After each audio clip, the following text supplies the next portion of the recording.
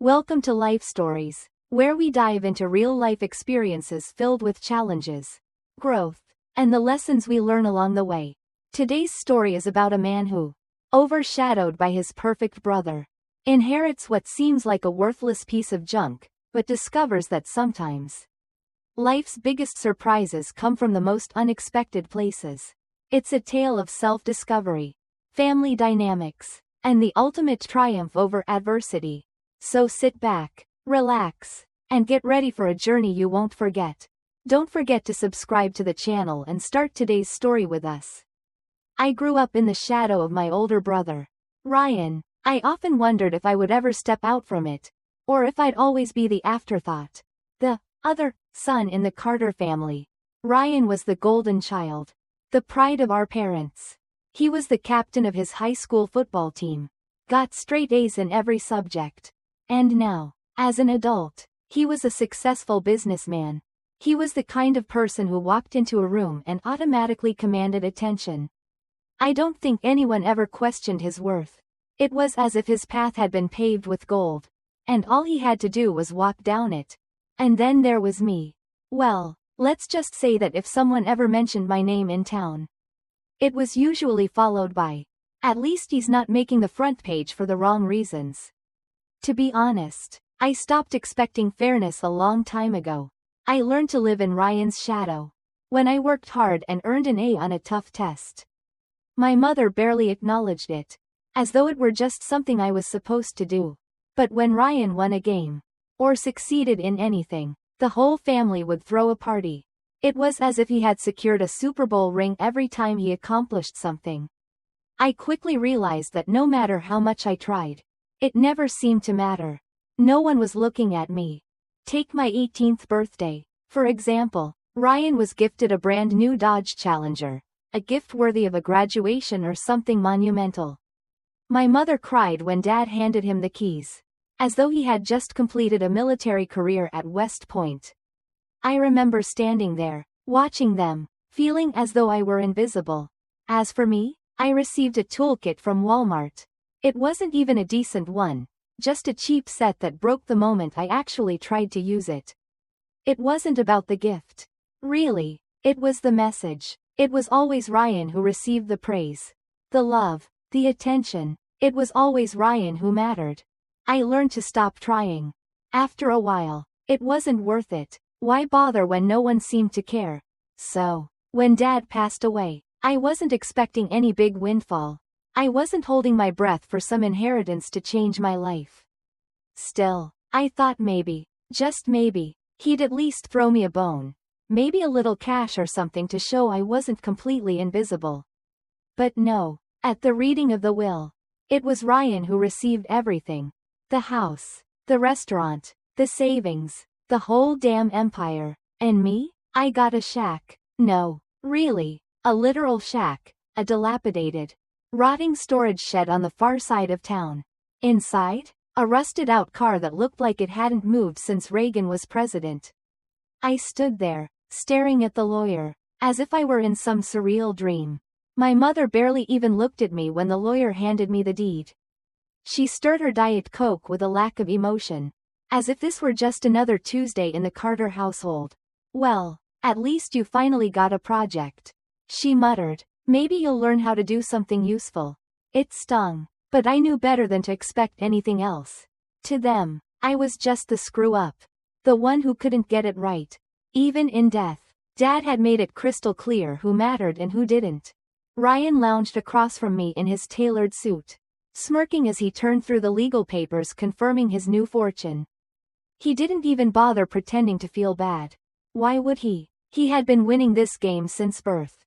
I wanted to flip the table. I wanted to scream at them both, at my mother, at Ryan, at the whole damn world, but I didn't.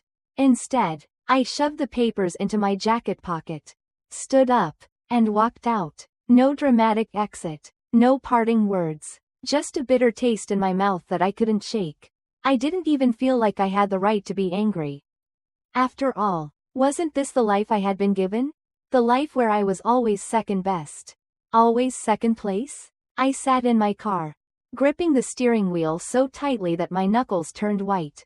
The air inside felt thick, heavy, suffocating, as if it were pressing down on me. All I could hear was my mother's voice in my head, flat and dismissive, reducing my entire existence to a joke. A shack, a worthless piece of land, and some forgotten junk inside. That's all I was worth to them. The unfairness burned through me, sharp and hot. I had worked so hard, fought my way through school, paid my way through college while Ryan was handed everything on a silver platter. I had always hoped, foolishly, that maybe one day they would see me, that maybe, just maybe, I could prove that I was worth something. But this was the final nail in the coffin. It wasn't just anger I felt. It was despair, the crushing weight of a lifetime of being overlooked. I had always been an afterthought in my own family. And now even in death, I was nothing more than a forgotten detail. What was I supposed to do with that? I drove toward the shack, feeling as though I were heading straight into some horrible decision I couldn't take back. The place was worse than I remembered. Worse than the single photograph I had been given with the paperwork. The wooden walls sagged like an old drunk at last call, and the roof seemed to be held together by sheer stubbornness. If there was anything of value inside, it was doing a damn good job of hiding it. I killed the engine and sat there for a moment, staring at my inheritance. My stomach sank as I stepped out, kicking the overgrown weeds that choked the driveway. This was it. This was what my father had left me. Then Jake pulled up, grinning like it was just another Saturday. "Dude," he said, rolling down his window, "this looks like the place where horror movies start. Got a chainsaw guy living inside. Or is this where your dad kept his secret second family?" I couldn't help but chuckle.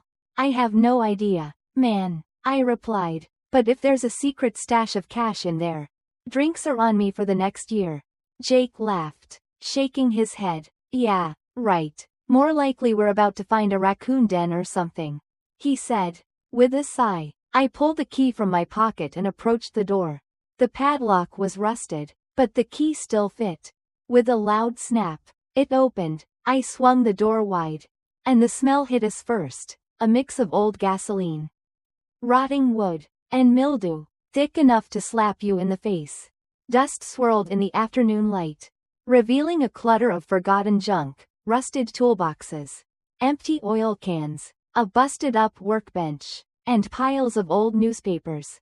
But in the center, under decades of dust and grime, sat the car. Calling it a car might have been generous. It looked more like something that had been dragged out of the ocean and left to dry. The hood was covered in rust patches, and the once shiny paint was long gone. The tires had long since given up on holding air, and one headlight was missing. The windshield was cracked, and a family of spiders had moved into the side mirrors. Jake stepped closer, whistling. "Man, that thing has seen better days. Probably back when people still smoked on airplanes and gas was $1 a gallon." I wiped a hand across the hood, sending up a fresh cloud of dust. "Dad really left me a pile of scrap metal." "Huh?" I sighed. "Congratulations, buddy. You're now the proud owner of some very expensive rust," Jake said with a grin. But there was something about the car that made my heart skip a beat. It wasn't just a heap of junk. It was something more, and somehow, I had inherited it. Something in my gut told me that there was more to this than I could see. Even through the layers of dust and grime. Maybe, just maybe, Dad hadn't completely screwed me over after all. Jake and I spent a few moments standing there in silence, staring at the old car like we were trying to make sense of it. In some odd way, I had expected this. I had expected something to be wrong. Something to be broken, just like the rest of my life. But as I looked at the old rust bucket, I felt a strange sense of possibility. It was as though something was hidden beneath the layers of dust and neglect. A spark of hope, a flicker that maybe, just maybe, there was something more to this than just a worthless car. Jake leaned in closer, his eyes scanning the car. "Dude, that thing's a joke. I mean, look at it. This thing's falling apart." But there was a hint of something else in his voice. Maybe even a little curiosity. His words didn't cut as deep as they used to. I just shrugged. "Yeah, I know. It's not much. But I've got to figure out what I'm going to do with it." That's when Jake did something that would change everything. He reached out, running his hand along the car's roof, brushing off a thick layer of dust. "Wait a minute," he muttered, squinting at something. "Hold on, dude, no way." I turned, half expecting him to point out some other flaw or some new layer of rust. But instead, Jake was looking at something that made my stomach drop. "What is it?" I asked, my voice low. My heart was suddenly racing in my chest. Jake was grinning now, like a kid who had just stumbled across something incredible. "Bro, this isn't just a junker. This is a Mercedes-Benz 300 SL. He paused for a beat, letting the words sink in. "One of the rarest classic cars in the world. You've got to be kidding me." I stared at him, my brain scrambling to catch up with what he was saying. "What? No way. This is just some old beater that Dad left me." "What do you mean, Mercedes?" Jake nodded, his grin widening. "I'm serious. That car is a 1955 Mercedes-Benz 300 SL Gullwing. Those things are legendary. I'm talking millions of dollars if it's in good condition. Hell, even in this state, it's worth a small fortune." My mind was reeling. I stepped closer to the car, my hands trembling slightly as I wiped away some of the dust from the hood. For the first time, I saw it, faint but unmistakable, the three-pointed star emblem. It was there, buried under years of grime. But it was still recognizable. I couldn't breathe for a moment. It felt like the world had shifted beneath my feet. "No way," I muttered under my breath, stepping back. "This can't be right." Jake pulled out his phone, his fingers flying across the screen. A few seconds later, he looked up at me, wide-eyed. "Dude, you're sitting on a goldmine. This thing is worth millions. They only made about 1.400 of these. It's one of the most valuable classic cars in the world. Elvis had one. Steve McQueen almost bought one. These cars were built like race cars. Insane top speeds for the 50s. I felt a lump form in my throat. All my life, I had been the one who got the scraps, the leftover attention. The hand-me-downs, the forgotten promises. But now I was staring at something that was worth more than I could ever imagine. How had Dad ended up with this? And why had he kept it a secret? Jake and I spent the next few hours poking around the car, trying to figure out what else it might have hidden. We opened the glove compartment and found a stack of old papers, the edges brittle with age. The first document that caught my eye was the registration. It was dated back to the 1960s. And the name on it wasn't my father's.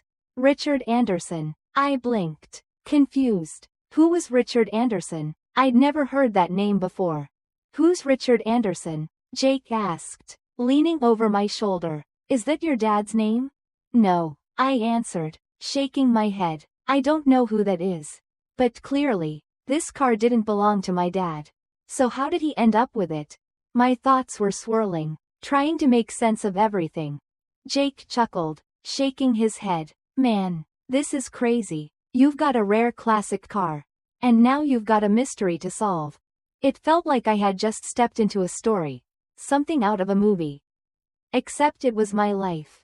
I had inherited this rusted hunk of metal, thinking it was just another reminder of how little I mattered to my family. But now, it felt like I was holding something that could change everything. The idea that it was worth millions, that it could be my ticket out of the shadow I had lived in for so long, it was hard to process. But there was one thing I knew for sure. I wasn't going to let this slip away. I had a chance now, a real chance to change the course of my life. And I wasn't going to waste it. The discovery of the car had turned my life upside down. But it hadn't solved everything. If anything, it had only created more problems. The moment Jake and I realized the car was worth millions, I felt a mixture of disbelief, excitement, and an overwhelming sense of responsibility. This was no longer just a pile of rust and metal. It was a symbol of everything I had worked for, everything I had endured, and now, it was something that could finally lift me out of the shadow of my brother, Ryan. But the excitement was short-lived. I knew exactly what would come next.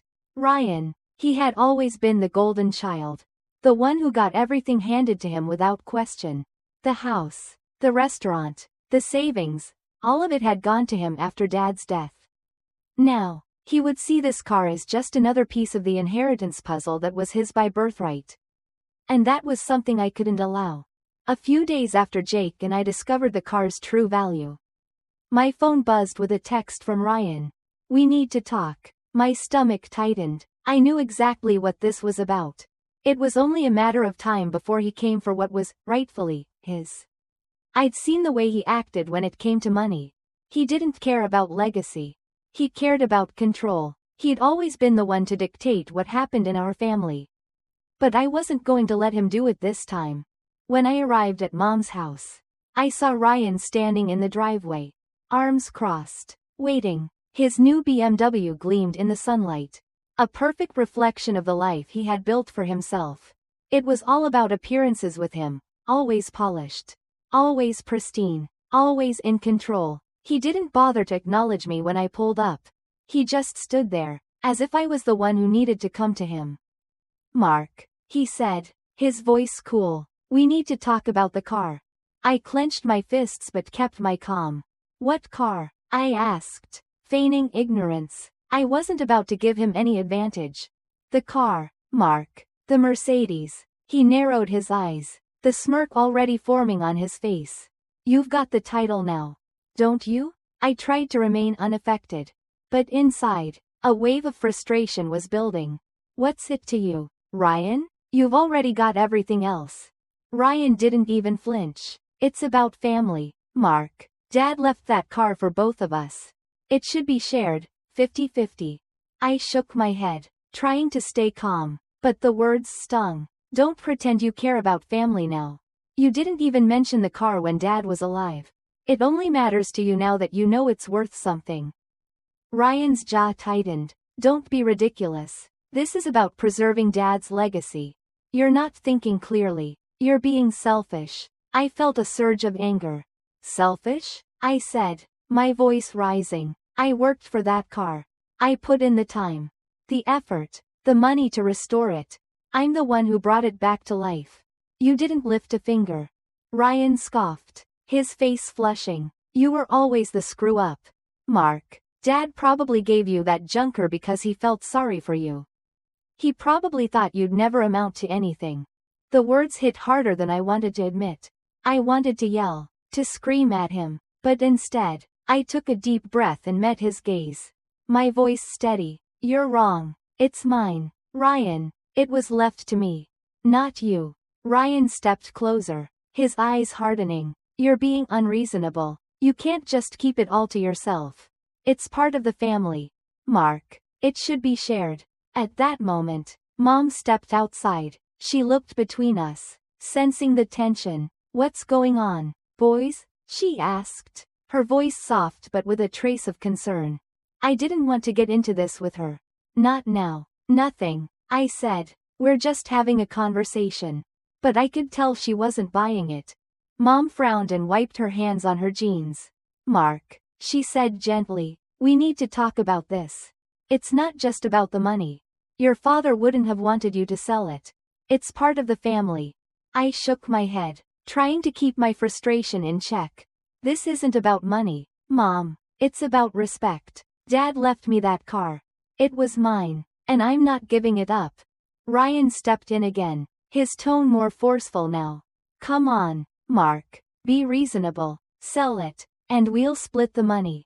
You get what's fair, and we move on." I could feel the weight of the pressure building, the guilt creeping in. I knew that this conversation wasn't going to end well. But I also knew that I wasn't going to let Ryan walk all over me this time. "You've got everything else, Ryan," I said firmly. "I'm keeping this, and you're not getting a dime." The words hung in the air between us, thick with tension. I knew this wasn't over. Ryan wasn't the type to let go easily, especially when there was money involved. I felt a pit form in my stomach. The fight had only just begun. In the end, I made a decision. The car was mine, legally and emotionally. It wasn't just about the money. It was about standing up for myself. About proving that I was more than the afterthought, the forgotten son. I had worked for this. I had earned it, and I wasn't about to let anyone, Especially Ryan. Take it from me. As the weeks passed, I did what I had to do. I sold the car for a price that was more than I had ever dreamed of, $3.1 million. It felt surreal, but at the same time, I knew it was the right choice. I could finally breathe. The weight that had hung over me for years had lifted. When Ryan showed up with his lawyer, demanding half of the proceeds, I didn't back down. He could argue all he wanted, but I had the legal title, and I had worked hard for this. The car was mine, and that was final. But the real change didn't come from the money. It came from the lesson I learned through the whole process. Life wasn't about being handed things. It wasn't about being perfect or always getting the praise. It was about doing the work, showing up for yourself, and fighting for what you believe you deserve. And for the first time in my life, I felt like I had truly earned my place. As for Ryan, things didn't go as smoothly for him. The golden child who had always been handed everything was now struggling. Meanwhile, I used my newfound wealth to build something for myself.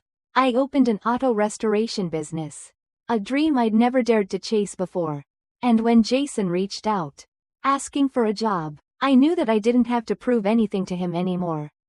For the first time in my life, I wasn't chasing after what I didn't have.